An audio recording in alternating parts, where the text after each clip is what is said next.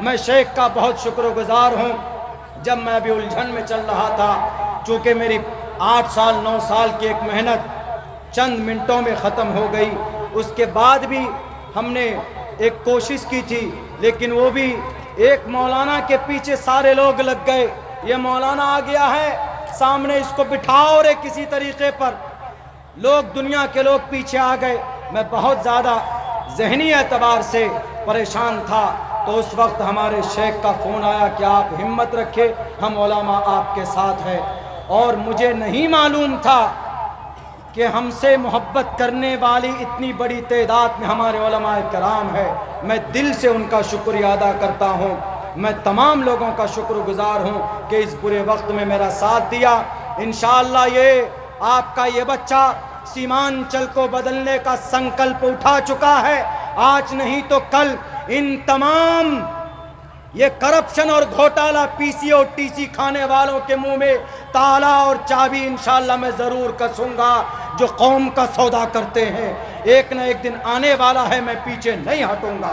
ابھی 2-4 روز پہلے کی بات، ابھی بہت سارے سیاسی ہلچل ہے بہار کے اندر، اسی تعلق سے مجھ سے کہیں پر کچھ غلطی کچھ خامی ہو گئی، تو میرے والد محترم نے ہم سے کہا کہ تمہارا یہ فیصلہ نہایت غلط ہے، نہیں ہونا چاہتا۔ ہم نے ان کی بات مانی، اس لیے کہ وہ تجربے میں ہم سے بڑے، عقل میں ہم سے بڑے، نالج میں ہم سے بڑے۔ اسی لیے میرے جتنے بھی ذمہ دار حضرات ہیں، اگر آپ کا بچہ کوئی غلط قدم اٹھاتا ہے تو آپ اس کو تنبیہ کیجیے، آپ اس کو روکیے۔ خیر امت کے حقدار آپ تبھی ہو سکتے ہیں جب آپ برائی سے روکتے ہوں۔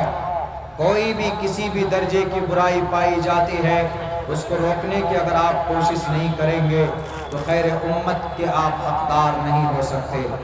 میرے مسلمانوں، میرے نوجوانوں، یہ امتیاز ہے، یہ پہچان ہے۔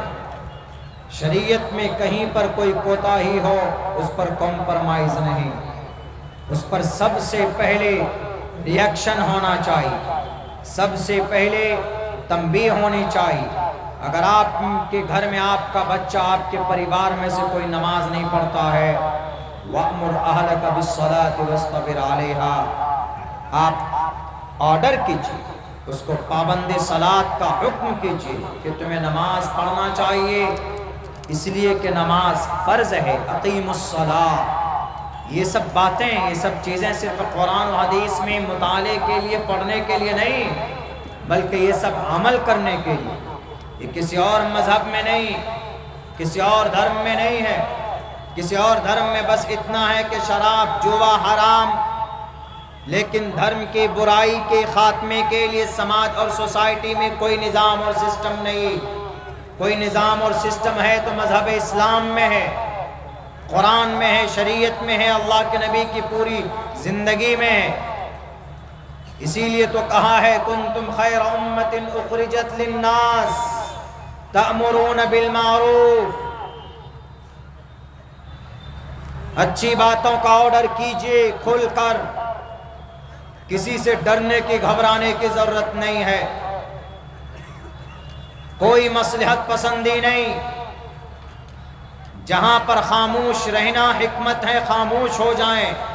جہاں پر چیخ کر چلا کر بولنا، ان کے کانوں تک آواز پہنچانا ضروری ہے، وہاں پر چیخ اور چلا کر بولنا بھی ضروری۔ مومن کبھی بزدل نہیں ہوتا، حق بات اپنے سامنے حق پرستی کے ساتھ زندگی گزارنے والے مومن ہی ہوا کرتے ہیں، منافق نہیں۔ منافق تو بزدل ہوتا، منافق کی زبان میں کچھ اور اندر کچھ اور۔ یہ زمانہ، یہ وقت منافقوں کا، زبانی بڑے بڑے دعوے کریں گے آپ کے سامنے آ کر، میں یہ کر دوں گا، میں وہ کر دوں گا، میں تمہارے لیے تاج محل بناؤں گا، لیکن جب وہ ان کا مقصد پورا ہوگا تو پھر وہ ایسے غائب ہوں گے آپ کے معاشرے اور سماج سے جیسے گدھے کے سر سے سینگ غائب ہو جاتا۔ یہ منافقوں کی علامت ہے۔ اور اللہ کے قرآن میں ان کی حقیقت کیا ہے؟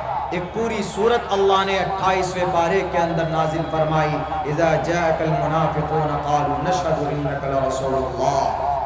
منافق سامنے میں ایسا لگے گا کہ بہت خوبصورت باتیں کر رہا ہے، لیکن اندر خانہ اتنا بغض اور عداوت اور کینہ بھرا ہوا ہوتا ہے کہ آپ کو اندازہ لگانا اور آپ کو پہچاننا مشکل ہوتا ہے۔ میں اس لیے بول رہا ہوں، میں نے نظروں سے میں نے اپنی نگاہوں کے سامنے ایسے منافقوں کو ہم نے دیکھا ہے پچھلے کچھ سالوں کے اندر۔ اسی لیے مومن بن کر رہو، مر جاؤ مٹ جاؤ، جسم کے ٹکڑے کر دیے جائیں، لیکن کبھی بھی مومن اپنے ایمان کا سودا نہیں کر سکتا۔ ہم نے دیکھا ہے کہ گاندھی کے سامنے اپنے ایمان کا سودا کرتے ہوئے ہمارے بڑے بڑے مسلم، ہمارے بڑے بڑے خیر خواہی کی جو بات کرتے ہیں، سماج کو عرش پہ لے جانا چاہتے ہیں، لیکن جناب گاندھی کے سامنے ان کا سر جھک جاتا ہے اور وہ اپنے ایمان کا سودا کر لیتے۔ اگر کوئی ایسا سامنے ملے تو ان کی اصلاح کرو، ان کو کہو you are going to the wrong way, غلط راستے پر ہو تو۔ یہ ایک مومن کی پہچان، ایک ایمان والے کی یہی پہچان۔ جب عبداللہ بن ابی بن سلول کو، جب اس نے اپنے قوم اور معاشرے کو، انصاری صحابہ کو، مہاجر صحابہ کے خلاف بھڑکایا اور یہ کہا یہ دیکھو جن کو تم نے اپنی جائیداد میں جگہ دی، جن کو تم نے اپنی زمین میں جگہ دی، آج یہ تمہارے سر پر بیٹھے ہیں، اسی لیے چلو۔ غزوہ مریسہ، غزوہ بنی المصطلق میں یہ واقعہ پیش آیا تھا اور سب کو لڑایا۔ وہاں پر اس مجلس میں ایک چھوٹا بچہ حضرت زید بن ارقم رضی اللہ تعالیٰ عنہ بیٹھے، وہ ساری باتیں سن رہے تھے۔ انہوں نے کہا کہ چلو گاؤں اور مدینہ پہنچنے کے بعد جو عزت دار ہے وہ ذلیل اور خوار جتنے بھی لوگ ان کو باہر کریں گے۔ ان کا مقصد العیاذ باللہ اللہ کے نبی اور صحابی تھے، ذلیل سے مراد وہی لوگ جو مہاجر تھے، جو ہجرت کر کے مدینہ پہنچے، اور انصاری صحابہ کو ورغلایا کہ تم لوگ عزت دار ہو، تم نے زمین اور جائیداد ان کو اپنے زمین میں حصہ دیا، اپنے جائیداد میں حصہ دیا ہے، اور یہ تم پر آج یہ تم پر حکومت کرتے، اسی لیے تم چاہتے ہو کہ تمہارا رعب و دبدبہ باقی رہے، تو ان کو نکالو اپنے گاؤں اور سماج سے۔ یہ بات ایک چھوٹے سے بچے، عمر میں بہت کم، حضرت زید بن ارقم رضی اللہ تعالیٰ عنہ سن رہے۔ اللہ کے نبی کے پاس فوراً پہنچتے اور جا کر کہتے ہیں کہ اللہ کے نبی ایسی ایسی بات ہے۔ جب عبداللہ بن ابی بن سلول، منافقوں کا سردار، اللہ کے نبی کے سامنے قربانی کی باتیں کرتا، اللہ کے نبی کے سامنے میں ایمان کی باتیں کرتا، اللہ کے نبی کے سامنے شہادت کی باتیں کرتا، اللہ کے نبی کے سامنے اللہ کے نبی کے سب سے بڑے دیوانے ہونے کی باتیں کرتا، سب سے بڑے محب ہونے کی باتیں کرتا، لیکن پیٹھ پیچھے چھرا گھونپنے کی سازشیں رچتا تھا۔ اللہ کے نبی علیہ السلام نے حضرت زید بن ارقم سے کہا کہ تم چھوٹے ہو، تم سے کہیں غلطی تو نہیں ہو گئی؟ انہوں نے کہا کہ اللہ کے نبی ایسا نہیں ہو سکتا، میں نے باتیں سنی، لیکن جب ان کو بلایا گیا اس منافق کو مکر گیا۔ لیکن پھر بھی یہ نوجوان صحابی اپنی بات پر ڈٹے رہے، اور انہیں امید تھی اللہ کی ذات پر، انہیں بھروسہ تھا کہ کبھی نہ کبھی میری بات سچی ہوگی۔ اللہ نے آسمان سے زمین پر اللہ کے نبی علیہ السلام پر فوراً قرآن کریم کی آیتیں نازل فرمائی۔ اسی وقت سورہ منافقون کی یہ صورت نازل ہوئی، اور اللہ کے نبی علیہ السلام نے کہا کہ اے بچے، یا غلام، تمہاری باتیں اللہ نے سچ کر دی، تم سچے ہو۔ جب کوئی سچے راستے پر ہوتا ہے، جب کوئی حق پر ہوتا ہے تو اللہ اس کی مدد کرتا۔ ڈرنے اور گھبرانے کی ضرورت نہیں، نہ کسی بادشاہ سے، نہ کسی لیڈر سے، اور نہ کسی جھوٹے سے، نہ کسی کذاب سے، نہ کسی بہروپیے سے، نہ کسی قوم کے سوداگر سے، اور نہ کسی باہوبلی سے۔ میں پلتا بڑا ہوں اپنے علاقے کے باہوبلیوں کے بیچ میں، لیکن اللہ نے میری ہر جگہ پر مدد کی۔ حسبنا اللہ و نعم الوکیل، اللہ سے بڑا کوئی معین و مددگار نہیں۔ لیکن اپنی زندگی کا ایک مشن بنا کہ جو غلط ہے وہ غلط ہے، ہم کبھی بھی غلط کے سامنے نہیں جھک سکتے، جو غلط ہے اس کو غلط مرتے دم تک کہیں گے، اس کی اصلاح کی کوشش کریں گے۔ اللہ کے نبی علیہ السلام نے اسے ہی نہیں کہا، اللہ کے نبی علیہ السلام نے فرمایا ہے من رأى منکم منکرا فلیغیرہ بیدہ۔ کسی بھی ڈپارٹمنٹ میں ہو، کوئی غلطی کہیں پر بھی ہو، گھر میں ہے، سب سے پہلے آدمی مکلف ہے اپنے اہل و عیال کے لیے، سب سے پہلے مکلف اپنے گھر میں جو پریوار ہے، آدمی وہاں کا مکھیا اور سرپنچ ہوتا، ہر آدمی اپنے اپنے گھر کا مکھیا ہوتا، سرپنچ ہوتا۔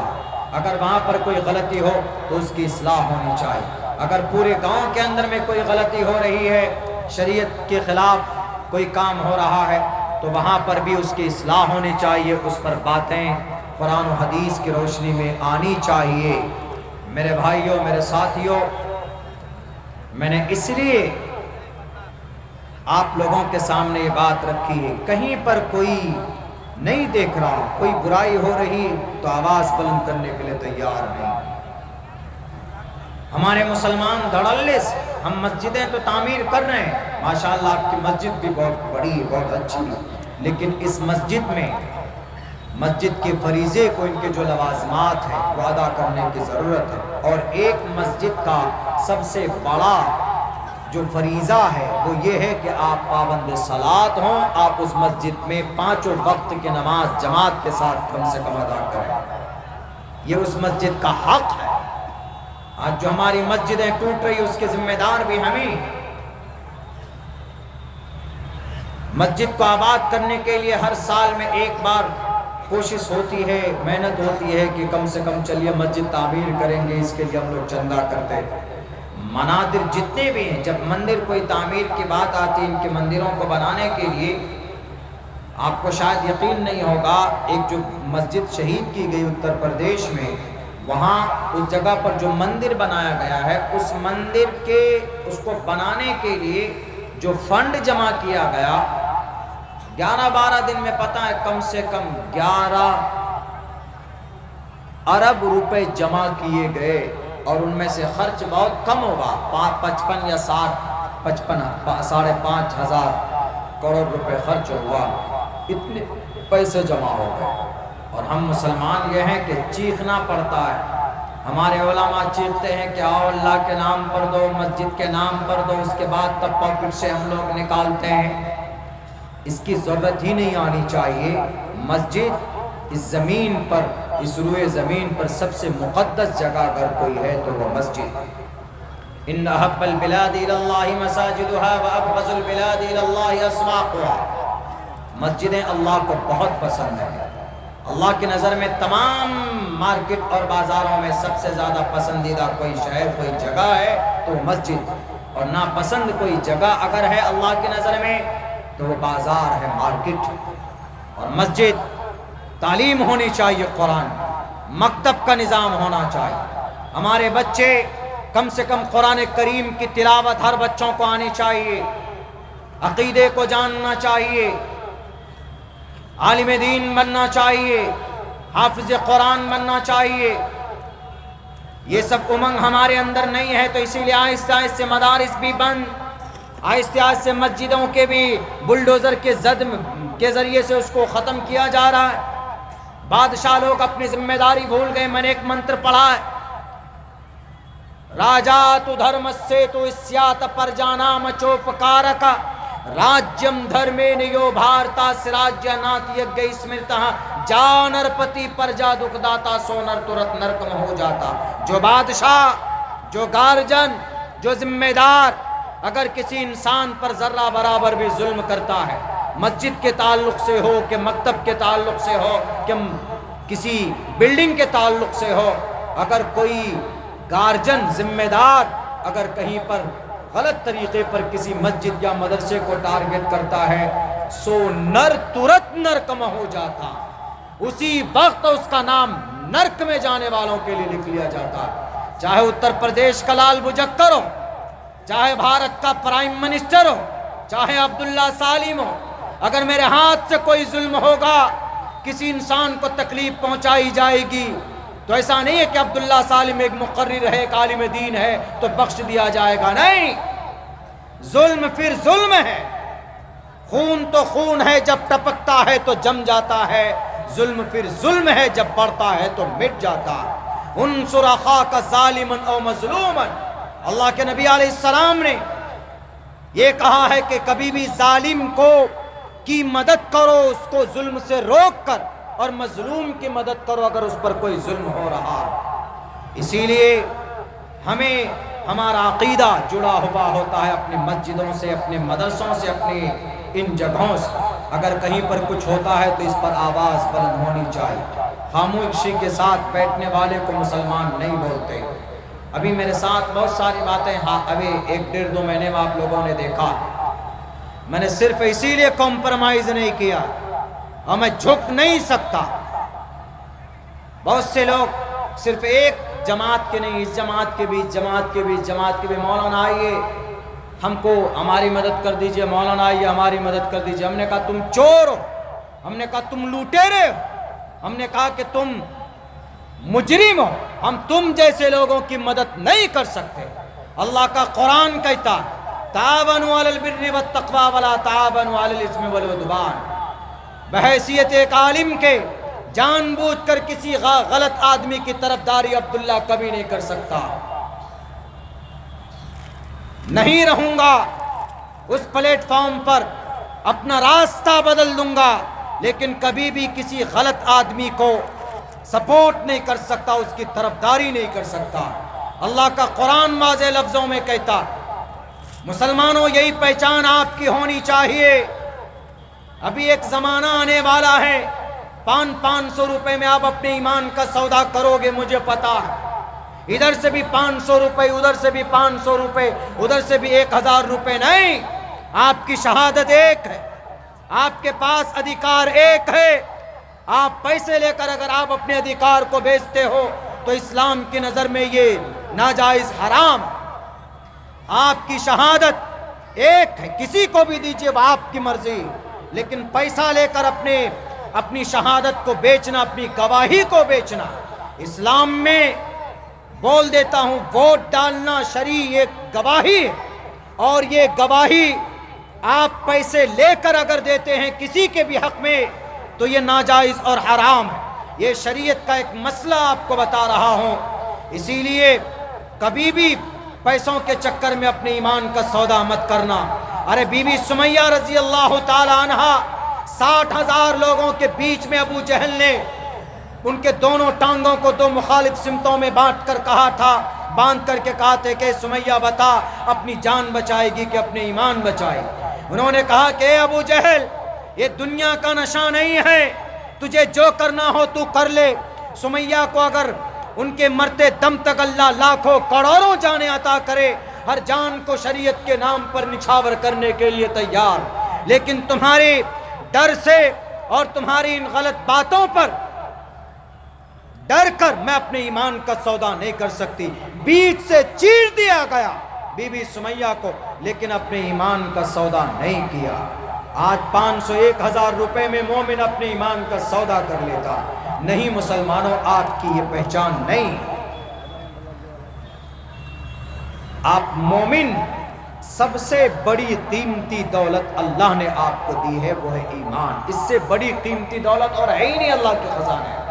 ایمان ہے تو سب کچھ، اگر آپ کے پاس ایمان نہیں ہے تو کچھ بھی نہیں، آپ کچھ بھی کر لیجئے۔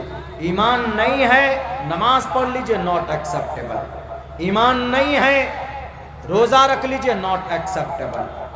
ہاں ہو سکتا ہے ایسا کہ دنیا میں آپ کو اس کے اچھے ریزلٹ مل جائے، لیکن مرنے کے بعد آپ جنت نہیں جا سکتے، جس کو پرم پد کہا گیا۔ کس کو سنسکرت میں کہا گیا ہے؟ پرم پد۔ تسمات شاسترم پرمانم تکاریہ اکاریہ یشاستر ودھی متسرج ورتتے کام کارتان نہ سسدھم واپنوتی نہ سکھم نہ پرام گتی۔ گیتا میں ہے، ہندوؤں کے لیے اپدیش ہے کہ اگر کوئی آدمی اپنی نفس کے مطابق زندگی گزارتا ہے، مرضی کے مطابق زندگی گزارتا ہے، تو پرم پد پراپت نہیں کر سکتا۔ پرم پد، پد میں سب سے بڑا پد، مطلب اس کو عظیم کامیابی، عظیم کامیابی، بڑی کامیابی کب ہو سکتی ہے؟ جب ہمیں جنت مل جائے، تبھی بڑی کامیابی۔ اس کو پرم پد کہا جاتا ہے جنت۔ تو جنت میں جانے کے لیے ضروری ہے ایمان۔ ہندو اتنے کام کرتے ہیں، لاکھوں کروڑوں روپے دان کرتے، خرچ کرتے، کیا وہ جنت چلے جائیں گے؟ نہیں جا سکتے۔ من قال لا الہ الا اللہ دخل الجنہ، ایمان شرط ہے، ایمان کمپلسری ہے۔ اگر ایمان نہیں، not allowed to enter the paradise، جنت نہیں جا سکتا۔ کچھ بھی کر لے دنیا میں، ہاں اگر وہ دان کر رہا ہے تو ہو سکتا ہے کہ دان کی وجہ سے دنیا میں اس کو کچھ فائدے مل جائے۔ نان مسلم ہندو اگر کوئی پنیہ کر لیتا ہے، کوئی پنیہ کرتا ہے، کوئی کام کرتا ہے، تو اس کا فائدہ اللہ اس کو دنیا میں ہی دے دیتا، مرنے کے بعد اس کا کچھ حصہ اس میں نہیں ہوتا۔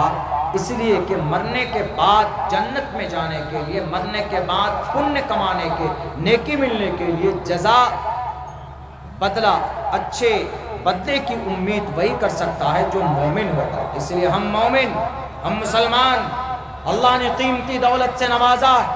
اسی ایمان، اسی دولت کا تقاضا یہ ہے کہ کبھی بھی کسی کے سامنے جھکنا نہیں، اللہ کے سامنے جھکنا ہے، اور اپنی شان اور عزت کے ساتھ، آن بان شان کے ساتھ رہنا ہے۔ بہت سارے منافق آئیں گے، آنے دیجئے۔ اور اپنے بچوں کو میں یہ بات کہتا ہوں کہ مسلمانوں اپنے بچوں کو عالم بناؤ۔ علماء کرام کی بڑھتی ہوئی قلت چنتا کا وشے ہے۔ ہمارے مدرسے بند ہوتے چلے جا رہے ہیں۔ جس طرح ہم مسجد کی فکر کر رہے ہیں، مدرسوں کی بھی فکر کریں، مدرسوں کو زیادہ سے زیادہ آباد کریں، اور اس کی فکر مت کیجئے کہ مدرسے میں ہمارا بچہ پڑھے گا تو مولانا بنے گا، عالم دین بنے گا۔ اس زمین پر سب سے مقدس جماعت صحابہ کے بعد اگر کوئی جماعت ہے، وہ علماء کی جماعت ہے۔ ان العلماء ورثۃ الانبیاء۔ آج کچھ لوگ علماء کو حقارت کی نگاہ سے دیکھتے، نہیں جناب یہ تو مولانا صاحب ہے، یہ کام نہیں کر سکتا، یہ تو عالم دین ہے، یہ تو فلاں تقاضے کو پورا نہیں کر سکتا۔ وہ جھوٹے ہیں، وہ ڈرتے ہیں یا جلتے ہیں، ورنہ علماء کی وہ جماعت رہی ہے، ہمیشہ سے تاریخ رہی ہے۔ علماء نے بڑی بڑی آندھیوں کا مقابلہ کیا۔ میں نے کل کے جلسے میں بھی کہا تھا، آج بھی کہتا ہوں، اسی بھارت کی دھرتی پر، اکھنڈ بھارت پر حکومت کرنے والا ایک بادشاہ جس کا نام اکبر ہے، وہ اکبر بادشاہ ایک دین لاتا ہے، نئی شریعت لاتا، یعنی ہندو دھرم کی باتیں بھی رکھی گئی، شراب کو جائز قرار دیا گیا، عورتوں کو شراب خانے میں شراب پلانے کی ڈیوٹی پر مسلط کرتا ہے، اور تو اور جناب زنا کو جائز قرار دیا جاتا ہے، داڑھی چھیلنا جائز، کوئی حرام نہیں، کوئی گناہ نہیں، اور بھی بہت ساری ایسی چیزیں شریعت میں گویا کہ اس نے تبدیلی کی، ایک نئی شریعت بنانے کی کوشش کی، نیا دین بنانے کا اس نے کوشش کیا۔ اس دین کا نام رکھا دین الہی، اکبر کے زمانے میں۔ اور اکبر اگر کوئی فیصلہ کرتا تو کسی کی ہمت نہیں تھی کہ اس کے سامنے میں آنکھوں میں آنکھیں ڈال کر یہ کہے کہ اکبر تم نے یہ غلط فیصلہ کیا۔ برہمن عقیدہ، ہندو عقیدہ، کرسچن عقیدہ، یہ سارے عقیدے ملا دیے سب۔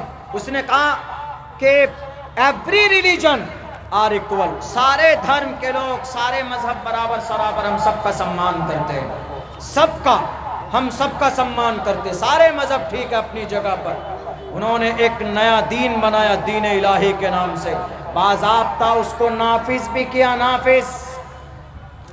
امپلیمنٹ کیا اس کو، اور اس کو سرکاری خزانے سے فنڈ بھی کرتا تھا چلانے کے لیے کہ چلاؤ اس شریعت کو آگے بڑھاؤ۔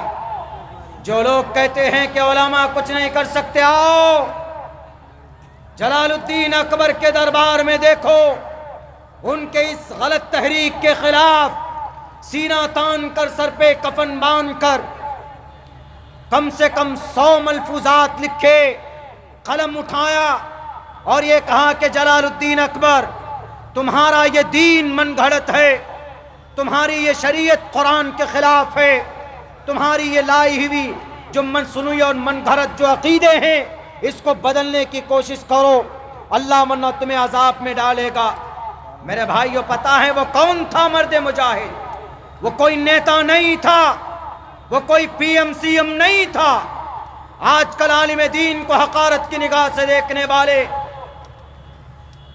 سچی قیادت کوئی کر سکتا ہے تو ایک عالم دین کر سکتا ہے، قوم کی صحیح رہنمائی کوئی کر سکتا ہے تو ایک عالم دین کر سکتا ہے۔ آپ کی جماعت عالم کے بغیر مکمل نہیں ہو سکتی، آپ کی قیادت عالم کے بغیر مکمل نہیں ہو سکتی، گاؤں سماج کا کوئی کام مکمل نہیں ہو سکتا اگر اس گاؤں کے اندر کوئی عالم دین نہ ہو، چاہے باہر سے ہو چاہے اسی بستی کا۔ ارے آپ کا ایمان بھی مکمل نہیں ہو سکتا ہے بنا عالم دین کے۔ نکاح نہیں ہوگا، نکاح کون پڑھائے گا؟ عالم دین پڑھائے۔ اگر عالم دین نہ ہو تو آپ قبر میں اتارے نہیں جا سکتے۔ آپ کا جنازہ پڑھائے گا عالم دین، آپ کا نکاح پڑھائے گا عالم دین، ٹوٹل معاملوں میں عالم دین، طلاق کا خلا کا معاملہ عالم دین حل کرے گا، وراثت کا معاملہ عالم دین حل کرے گا۔ اور جب بات قیادت کی آئے گی دنیا کے اندر تو آپ کہو گے کہ مولانا لوگ کچھ نہیں کر سکتے۔ یہ آپ کی کوتاہ فہمی اور آپ کی کم تنگ نظری کی یہ دلیل۔ عالم کبھی جھوٹ نہیں بول سکتا، عالم کبھی رشوت نہیں لے سکتا، عالم کبھی کسی کو پریشان نہیں کر سکتا، عالم کسی کے ساتھ دغا بازی نہیں کر سکتا۔ جو عالم ہوگا وہ کبھی بھی ان تمام گناہوں کا مرتکب نہیں ہو سکتا۔ اس بادشاہ کے خلاف سینہ تان کر کھڑا ہوا اس مرد مجاہد کا نام مجدد الفسانی رحمۃ اللہ علیہ۔ ایک ٹرم کے بعد، اکبر کے چلے جانے کے بعد فوراً نظام اور سسٹم بدل دیا گیا۔ وہی شریعت، پھر وہی قانون، وہی قرآن، وہی حدیث جس کو اللہ کے نبی علیہ السلام 1458 سال پہلے لے کر آئے، پھر اس کو پورے چاروں طرف زور شور کے ساتھ لوگ عمل کرنے لگے۔ لوگ کہتے ہیں کہ نہیں، اس زمین پر مقدس جماعت اور ہستی کسی کی ہے تو علماء کی۔ من رأى منکم منکرا فلیغیرہ بیدہ، اس پر سب سے زیادہ عمل کرتے ہیں تو ہمارے علماء کرتے ہیں۔ میرے بھائیوں، میرے ساتھیوں، اپنے بچوں کو عالم دین بنائیے، اپنے بچوں کو قاری قرآن بنائیے، اپنے بچوں کو بخاری کی تعلیم دیجیے، اپنے بچوں کو مسلم کی تعلیم دیجیے، اپنے بچوں کو قرآن کریم سے جو مسائل کا استنباط ہوتا ہے اس کی تعلیم دیجیے، دنیا کی فکر مت کیجیے۔ اور الحمدللہ ہمارا علاقہ سیمانچل، ہمیں گرو ہوتا ہے کہ میں سیمانچل ہے، مجھے فخر بھی ہوتا ہے کہ ہم سیمانچل کی دھرتی میں ہیں، جہاں پر پورے بہار میں سب سے زیادہ کثیر تعداد میں اگر علماء کی، حفاظ کی، قراء کی تعداد کسی دھرتی پر ہے تو وہ ہمارے سیمانچل کی دھرتی پر ہے۔ ہمیں اس بات پر بہت زیادہ گرو ہے، فخر ہے۔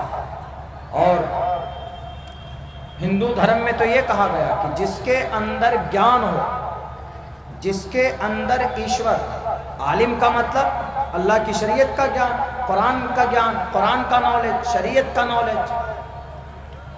ہندو دھرم میں اسے کہا گیا کہ جس کے اندر ایشور کا نالج ہو، گویا وہ ایشور۔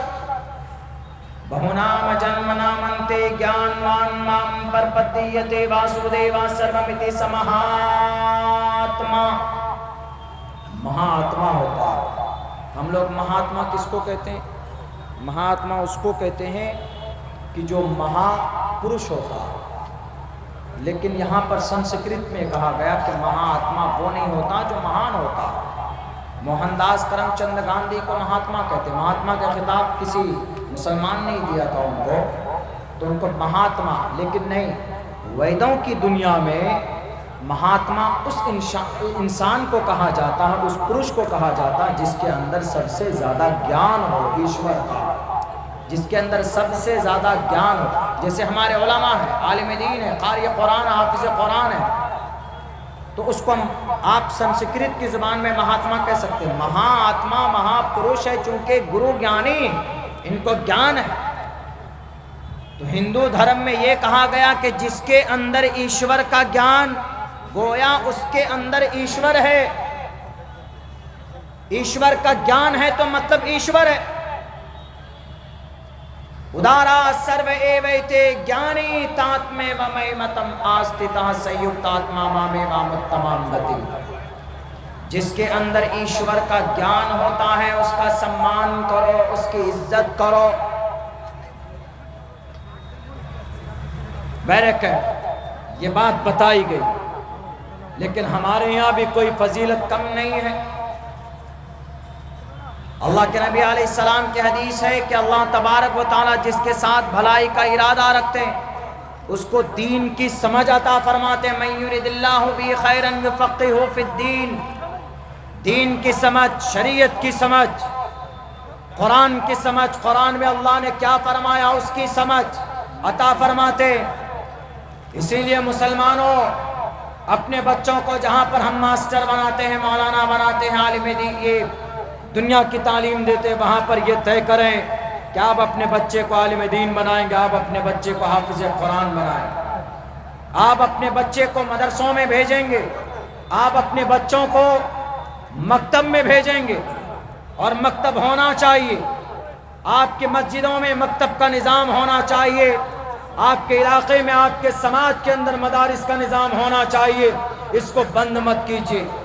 اگر مدرسہ بند ہو گیا تو قرآن کی تعلیم اور قرآن کا درس دینے والا کہاں سے مانگائیں گے؟ 15-20 سال کے اندر اگر یہ مدارس میں کمی آئی تو علماء کی قلت ہوگی، اگر علماء کم ہوں گے تو پھر آپ پتہ ہے 33 کروڑ دیوی دیوتاؤں کو اپنے ایشور پرماتما ماننے پر مجبور ہو جائے۔ یہ ہندو دھرم کون ہے؟ یہ حضرت نوح علیہ السلام کی بھٹکی ہوئی قوم ہے۔ ان کے لوگوں نے، ان کے رہبروں نے، ان کے گرو گیانی نے ان کو ان کی شریعت کے مطابق ان کو پیغام نہیں پہنچایا، جس کی وجہ سے وہ بھٹک گئے۔ کہاں جاتا ہے؟ بہت ساری تاریخ کی اور بہت ساری آدی گرنتوں میں یہ بات آئی کہ وہ حضرت نوح علیہ السلام کی بھٹکی بھی قوم ہے، ان کو کوئی بتانے والا نہیں ہے۔ آج بھی چلے جائیں آپ راجستھان کے طرف، پانی پت کے طرف، کچھ علاقے ایسے ہیں کہ ایک طرف گنیش جی کی مورتی ہے اور دوسری طرف قرآن کریم رکھا ہوا۔ پوچھئے تو گنیش جی کی مورتی کے سامنے میں قرآن کیوں رکھا ہے؟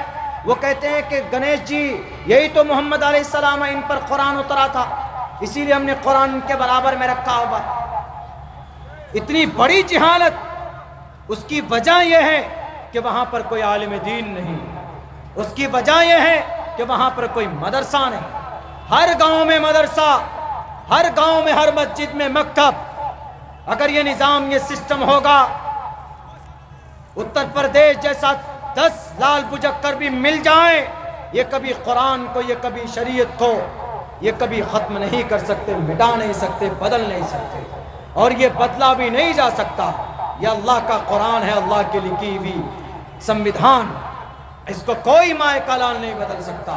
لیکن ہم لوگوں پر جو ذمہ داری، ارے فضیلت بڑھ جاتی اگر کوئی ایک حرف قرآن کا پڑھتا، من قرأ حرفا من کتاب اللہ فلہ بہ حسنۃ والحسنۃ بعشر امثالها، جو کوئی قرآن کا ایک حرف پڑھتا ہے تو اس کے لیے من قرأ حرفا من کتاب اللہ فلہ بہ حسنۃ، ایک نیکی لیکن 10 گنا اجر بڑھا کر دیا جاتا ہے ایک حرف پڑھنے پر۔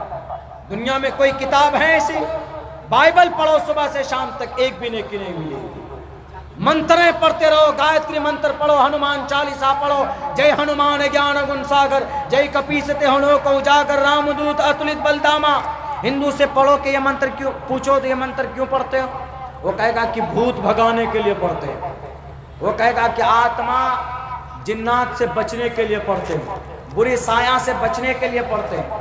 اچھا، جیسے ہم لوگ قرآن پڑھتے ہیں کہ قرآن میں شفا ہے، سورہ فاتحہ پڑھتے ہیں اور سورہ رحمان پڑھتے ہیں، تنگ دستی کو دور کرنے کے لیے سورہ واقعہ پڑھتے ہیں،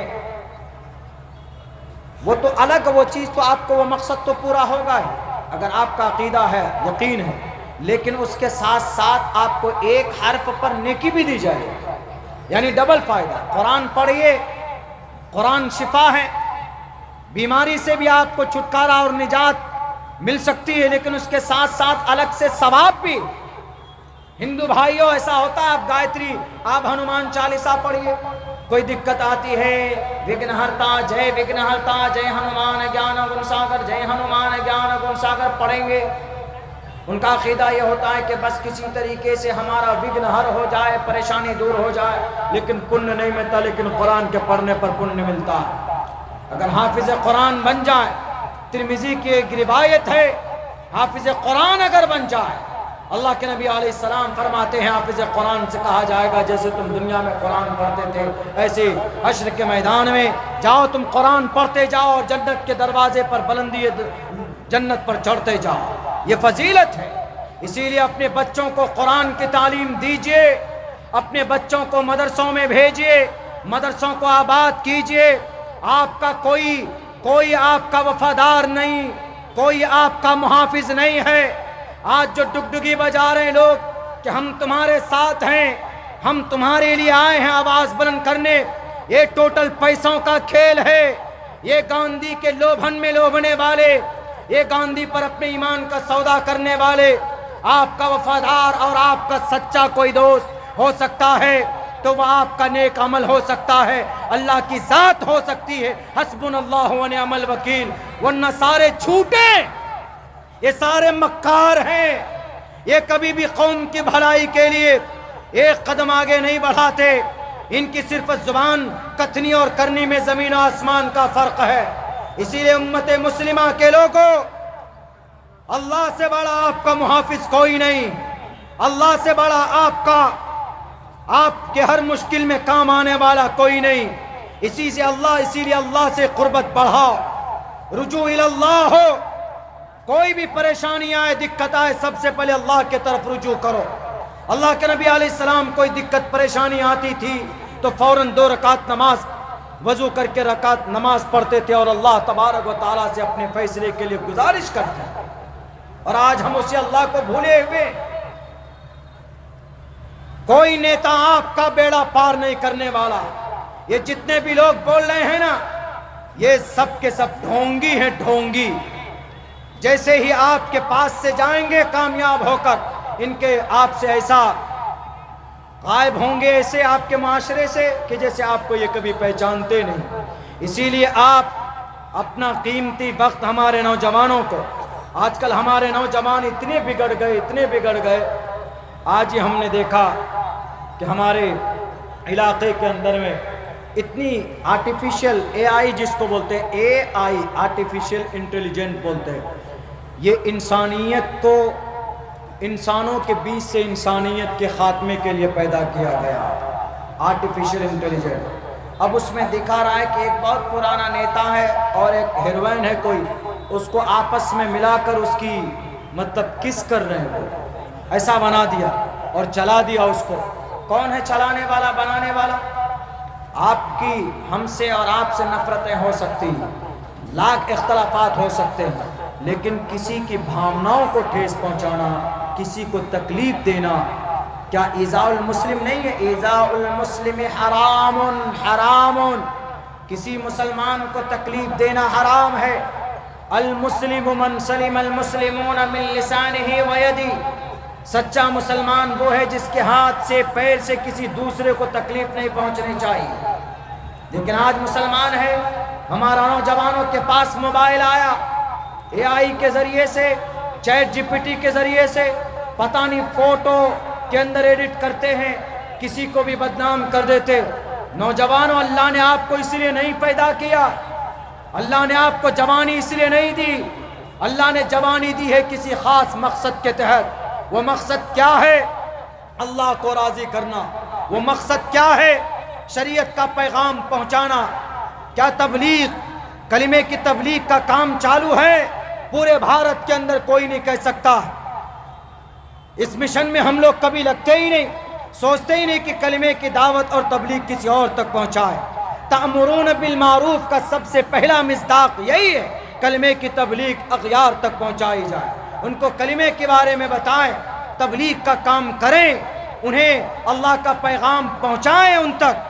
لیکن کوئی کرتا ہے ہمارا نوجوان؟ کوئی نہیں کرتا۔ وہ تو دور کی بات، فرض نماز پڑھنے کے لیے 5 وقت کی نماز ہوتی ہے 24 گھنٹے میں، ہمارا نوجوان کبھی اپنی مقدس پیشانی جھکانے کے لیے نہیں جاتا، سوشل میڈیا کے اندر اپنا قیمتی وقت ضائع کرتے، گھنٹوں گھنٹوں بیٹھے رہیں، 5-5 6-6 گھنٹے قیمتی وقت ضائع کرتے سوشل میڈیا کے اندر۔ میرے نوجوانوں، یہ وہ وقت ہے آپ کے لیے، یہ وہ لمحہ ہے آپ کے لیے، اگر آپ نماز پڑھتے ہو جوانی میں تو اللہ تبارک و تعالیٰ کو زیادہ محبوب اور پسندیدہ عمل لگتا ہے آپ کا بالمقابل بڑھاپے کے، اس لیے کہ اللہ تبارک و تعالیٰ کے نبی نے، جناب محمد رسول اللہ نے کہا کہ جوانی کا عمل، نوجوانی کا عمل اللہ کو بہت زیادہ پسند ہے۔ اور یہ مت سوچئے کہ اس قیمتی وقت کو ہم یوں ہی ضائع کر دیں گے، سوشل میڈیا میں ضائع کر دیں گے، نماز چھوڑ کر، کسی کو بدنام کر کے، یا سوشل میڈیا کا استعمال بہت سارے نوجوان پیسہ کمانے کے لیے کرتے ہیں۔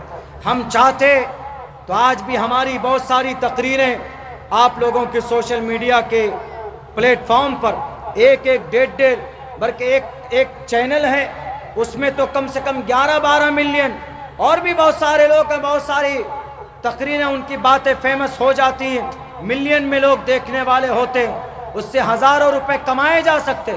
مجھ سے بہت سے لوگوں نے کہا کہ مولانا آپ اس پلیٹ فارم سے پیسہ کما سکتے، ہم نے کہا کہ یہ پلیٹ فارم ہے، پیسہ کمانے کے لیے نہیں ہونا چاہیے، شریعت کا پیغام پہنچانے کے لیے ہونا چاہیے، اور شریعت کے خلاف جو لوگ بھرم پھیلاتے ہیں ان کی غلط فہمی کو دور کرنے کے لیے ہونا چاہیے۔ ایک صاحب بولتے ہیں کہ مولانا یوٹیوب میں ویڈیو بنا کر ڈالتے ہیں، یہ جائز نہیں۔ ہم نے کہا کہ جو آدمی یوٹیوب میں ویڈیو بنا کر اسلام کو بدنام کرتا ہے تو اس کو جواب دینے کے لیے بھی وہ پلیٹ فارم پر آنا ہوگا، اور شریعت میں اس کی مخالفت نہیں کی گئی ہے۔ ہاں، 2 طرح کے باتیں آئی ہے کہ ویڈیو بنا کر ڈالنا جائز ہے، کچھ علماء نے کہا کہ ویڈیو بنا کر ڈالنا اور سوشل میڈیا میں ویڈیو بنا کر لوگوں کے سامنے پیش کرنا جائز نہیں۔ لیکن میرے بھائیو، جواز کی صورت بھی تو موجود ہے، پیسہ کمانے کے لیے صرف ویڈیو بنانا یا سوشل میڈیا کا یوز کرنا، میں ادھر تبصرہ نہیں کروں گا، لیکن اگر کوئی دین کے کام کے لیے، تبلیغ کے لیے، فریب اسلام کی شریعت کی اشاعت کے لیے اگر کوئی ایسا کرتا ہے تو یہ غلط نہیں ہے، یہ کرنا چاہیے۔ اور میرے بھائیوں، میرے نوجوانوں، خصوصاً جوان طبقے سے میں یہ کہتا ہوں، سوشل میڈیا کا استعمال غلط کاموں کے لیے مت کیجیے۔ آج آپ کمزور پڑ گئے، اسی وجہ سے آج یہ کمیونٹی کمزور پڑ گئی ہے۔ ارے انگریز اور یہودی جیسے ظالم اور ملعون کو آج ان کو ناک کے بل جھکایا ہے، اگر کسی نے اسرائیل جیسے ظالم اور جلاد کو وہ نوجوانوں کی طاقتوں نے جھکایا۔ آج ہماری جوانوں میں وہ طاقت ہے۔ وہ نوجوان کون تھے؟ تیر تلوار نہیں تھی، ان کے پاس تو کلاشن توپ بھی نہیں تھے، ان کے پاس تو AK-47 بھی نہیں۔ ابھی کی بات، ابھی جو لڑائی چل رہی ہے سرزمین غزہ پٹی میں، اسرائیل کو جھکنا پڑا۔ جھکانے والے کون؟ صرف 5000 نوجوان۔ اور ان کے پاس کون سی طاقت تھی؟ ان کے پاس تہجد کی طاقت تھی، ان کے پاس قرآن کی طاقت تھی، ان کے پاس اللہ کی ذات پر جو بھروسہ، جو عقیدہ، اس کی طاقت تھی۔ اور انہی کی اس طاقت کے بدولت آج اسرائیل کو گھٹنے کے بل جھک کر سمجھوتا کرنا پڑا ہے۔ یہ صرف 5000 نوجوانوں کی طاقت۔ یہ جوانوں، آپ جب جب جاگتے ہیں تو انقلاب پیدا ہوتا۔ کسی کے کھوکھلے نعروں پر آ کر آپ کو بہکنا نہیں، بلکہ آپ شریعت کا علمبردار بنیے۔ اللہ تبارک و تعالیٰ نے آپ کو بڑی قیمتی دولت سے نوازا ہے، جوانی سے نوازا ہے، اس کا مس یوز مت کیجیے، شراب میں اس کو برباد مت کیجیے، بے نمازی بن کر اللہ کے سامنے میں مجرم مت بنیے۔ آج جتنی بڑی تعداد میں ہمارے نوجوان ساتھی آئے، جام لگ گیا، میری گاڑی بھی وہیں ہائی وے پہ پڑی ہوئی ہے، میں بڑا خوش ہوا کہ نوجوانوں کی اتنی بڑی تعداد جلسے میں جا رہی، اور یہ نہ سب کے سب نوجوان اگر نمازی بن جائے، اگر یہ سارے نوجوان اللہ کے نبی علیہ السلام کے سنت کے علمبردار بن جائے، اپنی زندگی میں 24 گھنٹے کی زندگی میں اگر 2-3 سنت پر ہی عمل کر لے تو کتنا بڑا انقلاب پیدا ہو سکتا۔ سائنس کے ذریعے تبدیلی نہیں آ سکتی، یہ دنیا پھر واپس وہیں پر آئے گی، اسلام کے جھنڈے کے تلے پوری دنیا جمع ہوگی ایک نہ ایک دن۔ جدید سائنس کا زمانہ ہے، وقتی طور پر لوگ آئے اور اپنی طاقت دکھا رہے ہیں، لیکن یہ سب صرف چٹکیوں کا کھیل ہے۔ اللہ کے نبی علیہ السلام نے تو لیزر سائنس کا استعمال کر کے دکھا دیا دنیا کو۔ لیزر سائنس، یہ تو جدید سائنس ہے، ابھی لیزر سائنس کو استعمال کر کے دکھا دیا۔ جدید سائنس میں مطلب آپ زمین سے چاند پر پہنچ گئے، پہنچنے میں کتنے دن لگتے؟ 6 مہینے لگتے، کہیں پر کئی دن لگ جاتے، لیکن اللہ کے نبی علیہ السلام نے لیزر سائنس کا استعمال کر کے چند لمحوں میں کہاں کہاں کا سفر آپ نے کیا ہے، آپ اندازہ نہیں کر سکتے۔ لیزر سائنس، جب لیزر سائنس کا زمانہ آئے گا، پہلے قدیم سائنس کا زمانہ تھا، ابھی جدید سائنس کا زمانہ ہے، اس کے بعد پھر لیزر سائنس کا زمانہ ہے۔ لیزر سائنس میں آپ کی بائک کی رفتار 1 منٹ میں 200 کلومیٹر کی ہو جائے گی، لیزر سائنس کا زمانہ ہے۔ ابھی جدید سائنس ہے تو ابھی رفتار کتنی ہے؟ آپ 1 منٹ میں زیادہ سے زیادہ ہائی سپیڈ پہ چلیں گے تو 1 منٹ میں آپ حد سے 2 سے 3 کلومیٹر دور جا سکتے ہیں، جان کا خطرہ ہوگا۔ لیکن جب لیزر سائنس کا زمانہ آئے گا تو اس وقت اتنی رفتار ہوگی کہ آدمی 1 منٹ کے اندر، جیسے ہمارا اسپیس اسٹیشن ہے، یہ 24 گھنٹے میں یہ پوری پرتھوی کا، پوری زمین کا 16 مرتبہ چکر لگا لیتا ہے یہ اسپیس اسٹیشن۔ یہ سن 2030 تک آسمان پہ رہے گا، اس میں خلا میں، ہوا میں۔ اس کے بعد پھر امریکہ اور چائنا نے مل کر کے اس اسپیس اسٹیشن کو بنایا۔ بہت ساری چیزیں وہاں پر وابستہ جو وہ لوگ اپنے استعمال میں لاتے ہیں دنیاوی تعلق سے۔ لیکن جب یہ جدید سائنس کا زمانہ، لیکن جب لیزر سائنس کا زمانہ آئے گا، اسی لیزر سائنس کا استعمال کرے گا کون؟ دجال۔ لیزر سائنس، یہ جو مشرق سے مغرب تک سیکنڈوں میں سفر کرے گا، یہ لیزر سائنس کا استعمال ہوگا۔ جب لیزر سائنس آئے گا تو اس وقت گریوٹی ختم ہو جائے گی۔ ابھی آپ چلتے ہیں تو طاقت لگاتے ہیں، تو یہ گریوٹی، جب یہ گریوٹی ختم ہو جائے گی تو لیزر سائنس کا وہیں سے شروعات اس کی ہوگی۔ تو یہ ساری چیزیں وہ ہیں جو ہمارے قرآن اور ہماری شریعت سے اللہ کے نبی علیہ السلام کی جیونی کے اندر اس کا استعمال کیا جا چکا، بہت پہلے کیا جا چکا۔ اسی لیے گرو کرنے کی چیز یہ نہیں ہے کہ نہیں ہم بڑا سائنسداں بن گئے۔ گرو کیجئے اس بات پر کہ آپ نیک بن جائیں، دیندار بن جائیں، آپ شرابی نہ بنیں، آپ کبابی نہ بنیں، آپ فاسق نہ بنیں، آپ فاجر نہ بنیں، بلکہ آپ وہ بنیے جو اللہ اور اللہ کا رسول آپ سے چاہتا ہے۔ اللہ کے نبی فرماتے من احیا سنتی عند فساد امتی فلہ اجر 100 شہید۔ فساد امت کے وقت اے نوجوان ایک سنت پر عمل کر لو گے تو 100 شہیدوں کا ثواب عطا فرمائے۔ ایک سنت پر۔ آج ہمارے جوانوں کی زندگی میں سنت نہیں، آج مسلمانوں کی زندگی کے اندر سنت نہیں ہے۔